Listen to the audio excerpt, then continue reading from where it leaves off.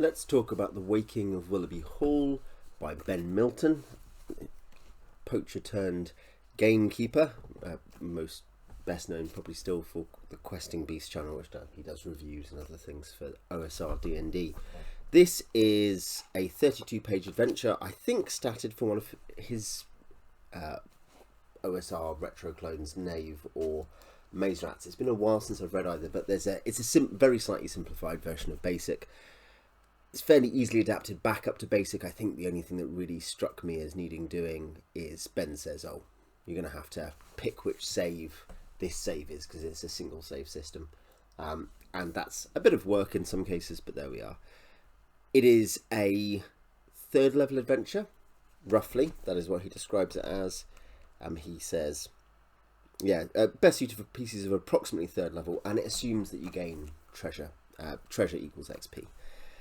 And the general situation is it's a sort of mid-fantasy, fairy tale-ish story where an NPC adventuring party has stolen the golden goose from a giant, and the giant has chased them to the mansion of... Basically, it's a frothy version of Aleister Crowley's mansion. It's a very light, satanic cult mansion, if there is such a thing. And the PC party enter this febrile situation. They are not the NPC party who's stolen the goose, they are just turning up and hanging out. It has 3 floors, including the roof, or 3 stories, including the roof, excluding towers on top of the roof. 31 keyed locations. It is small to medium. It's aimed at third level also, as I say. There are really, I think, 2 aspects I want to talk about. We've got the PDF here. I will refer to some of that as we go. This was a Kickstarter. I take it it's still available somewhere, probably on drive-thru. There's really 2 aspects I want to consider, and one is, well, basically based on how Ben has designed this. One is the way he's presented it, the sort of technical aspects of presentation, and the second is the contents of the adventure. So it might seem over abstract, people get caught up in maybe the neo OSR concerns about usability presentation, and I think we probably can be tricked by that. We probably can think sometimes that a nice package, reading something that feels easy to read, is itself enough for an adventure. And yes, of course, if the contents are bad, presentation doesn't matter. This is not the same thing as an obsession with artistic presentation, where, yes, of course, I think that's a different problem. That can make a book less usable. We're talking about the usability revolution here. It's worth saying, though, that Ben is obviously an advocate of open, readable layouts that make it easy to run games at the table. You could think of that in terms of people like that, Gavin Norman's ongoing Dolmenwood Patreon, or Castles Interland with reservations. I've reviewed that. Electric Bastion Land, Planar Compass Scene. I think those tries, particularly because they seem to adopt some of the old school essentials, Dolmenwood kind of habits. So that's a good example, I think. Again, with even more reservations, Silent Titans, which does very interesting, clever layouts and decent book information design, but with some very complicated kind of text mapping issues. Of course, as I say, if the content is bad, the layout is irrelevant. It's nice dressing. I guess you could learn from it. You could learn as if you learnt from the materials used in a building, even though the architecture was actually ugly and the rooms unusable. This is, I think, an important development, because over nearly 50 years, there are so many different D&D RPG layout and usability designs, information designs. And information design in books is really important. I think where stuff comes. I wrote a blog article on the default character creation rolling mechanism in first and second editions, and what it tells us about what Gygax and Cook think about the game, with surprising results. In fact, I think it's a really interesting thing to realise that Cook was the one wanting to ensure the game was dangerous and lethal for characters. At least that's what the information design presents. And so being able to use stuff is important, and different adventures have gone for different styles over time, with mixed results, basically. A really, really usable edition is 4th edition. Excellent usability, but not necessarily content many of us want to run in its basic form, because it's just a miniature combat game with very good scenario layouts.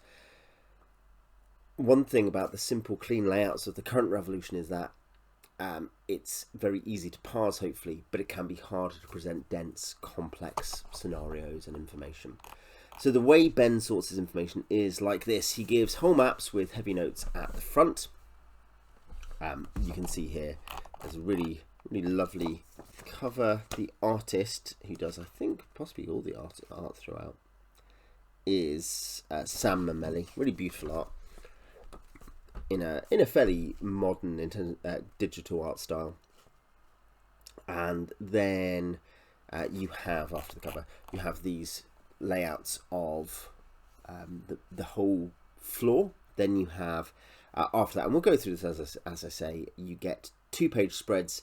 First the situation and encounter, then you have NPC summaries, and then you have detailed map layouts. So you have these kinds of sections in that order. And the idea on these whole floor maps is basically you can largely run them from this page. We'll just look at this one, and then you turn to the specific page, Tomb Room, page 28, for more info. And you can see the tomb room has stone slabs covering the graves of 4 skeletons dressed in magical armour. That's a pretty important fact. You can see, by the way, all the doors and stuff. You can see magical armour is going to require a reference to page 20 in that case. Then you have,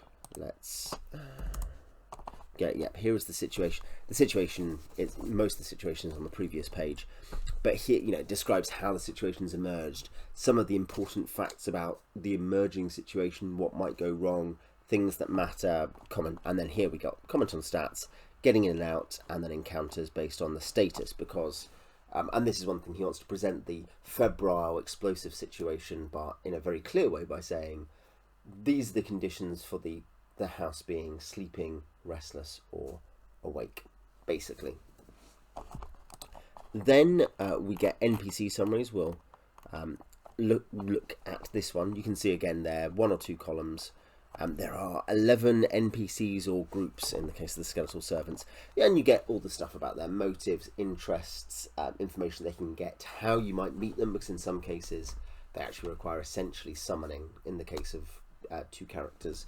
So, yeah, and also that their activity based on the awakeness of this enchanted hall. Because, to clarify on that, it's that essentially the more the dragon, and I'll get to this maybe toward the end, but the more the dragon is smashing stuff up, the more magic is bouncing around and the more weird things start happening, basically, but also the more everything starts exploding and burning. So, the detailed layouts is, that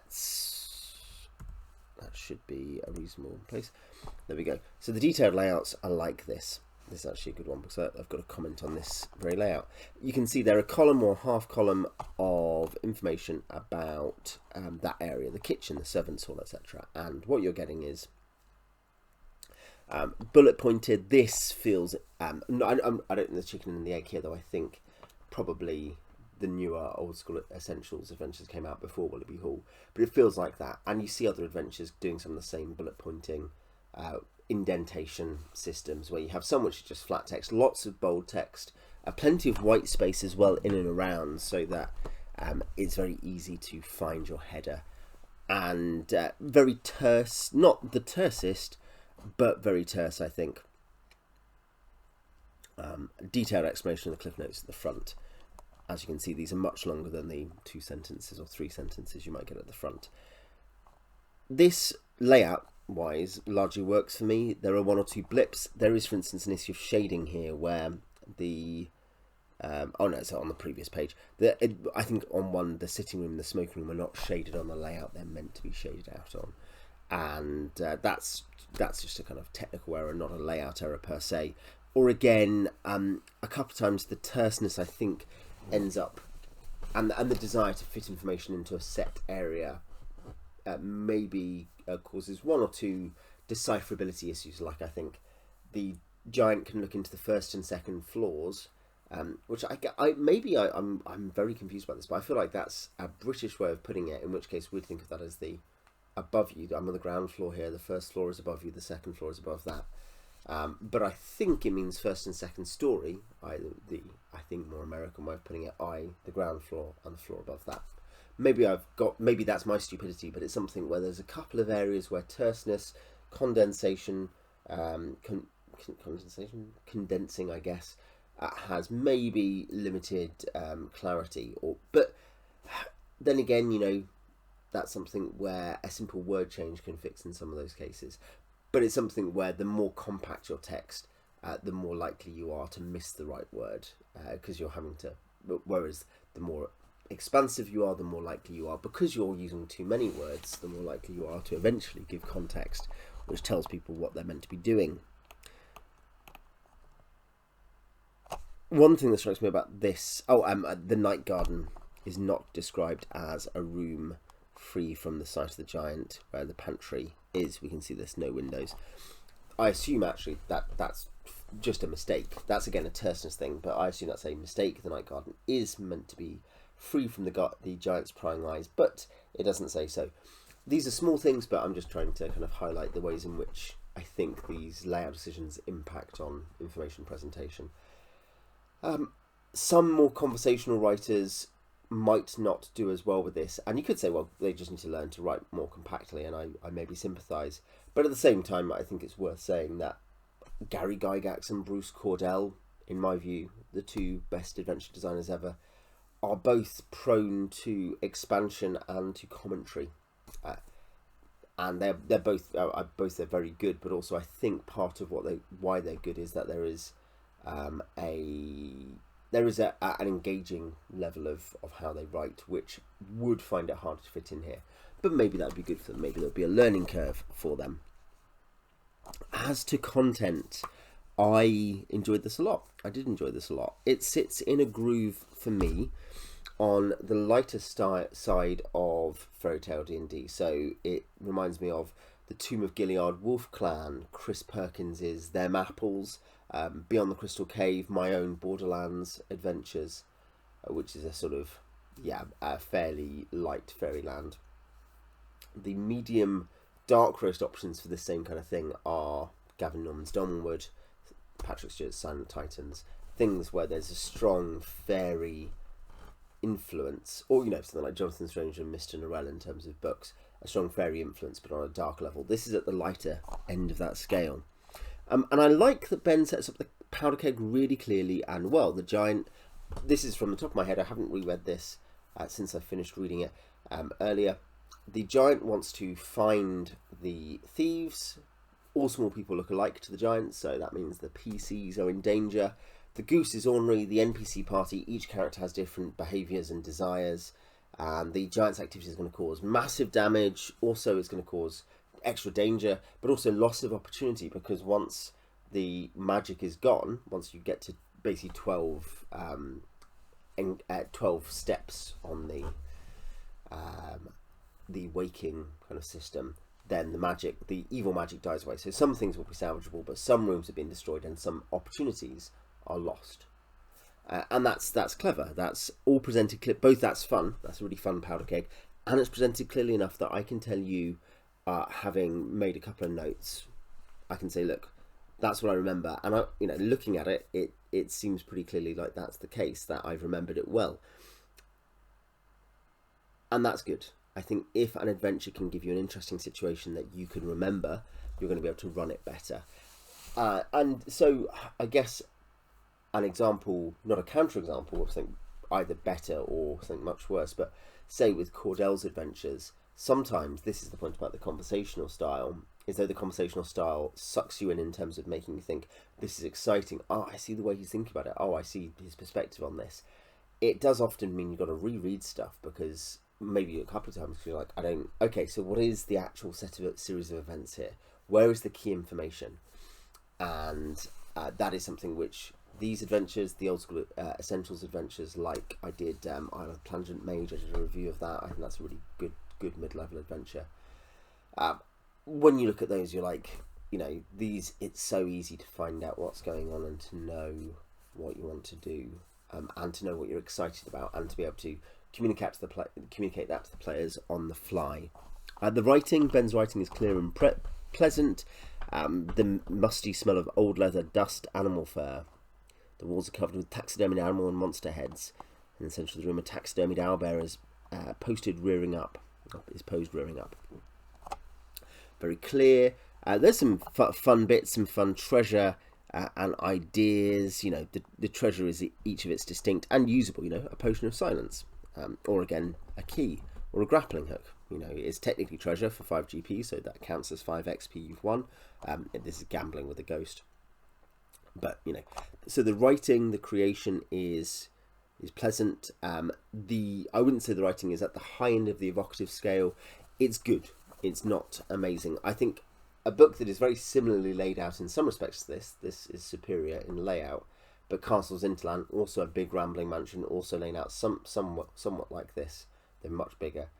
That there's a lot of Gabor is great at that. That's one of his strengths, is just kind of weird, memorable descriptions of stuff that you're like, oh, okay, that's going to stick with the players. That's really going to communicate the idea. The ideas and interactions in this are fun, like the ghosts, like the taxidermied owlbear, who you can see when he's restless, when the house is restless or awake, will stalk people around the house. The possibility of bringing the evil magician who owned the hall through a mirror to the present day if you do enough research. Similarly with dealing with a key wandering monster, you've got to do research to reliably deal with the monster. So criticisms, one is just the limitations of the format. As I say, I think it might have been Bryce Lynch on Halls of the Blood King, which uses the old school essentials version of this kind of modern formatting. But he said you see it with some people talking about one-page dungeons as well as a parallel. The parallel is one-page dungeons are meant to be very usable, very clear, very simple. The problem you get with that is that sometimes they end up being less simple than they should be, because you realise that you're like, how does this connect to this? There's not enough context. Or they are simple and that's the problem. Okay, there's like 3 things going on here. Okay. And maybe that's a Knight's Play, but it's not necessary.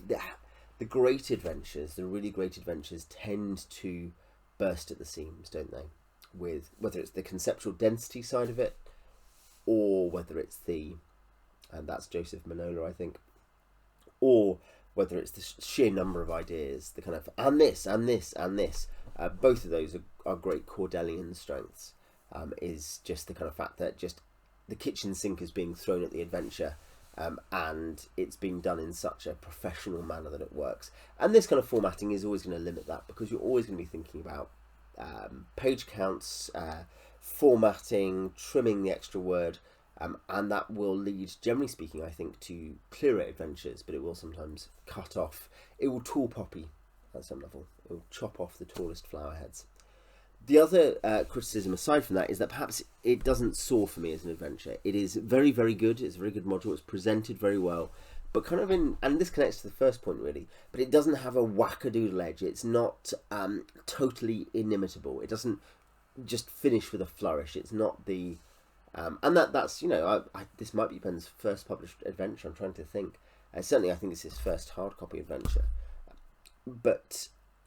yeah, it's not, you know, that's not surprising perhaps, but it's not that. And I think that means that when you're thinking, well, I just want to play only the 20 best adventures ever, then, you know, it's not going to be there. But that is nonetheless a very soft criticism, in so much as what I'm saying is that this is in the upper middle tier of adventures. It's not excellent. Sorry, it is excellent. It's not legendary.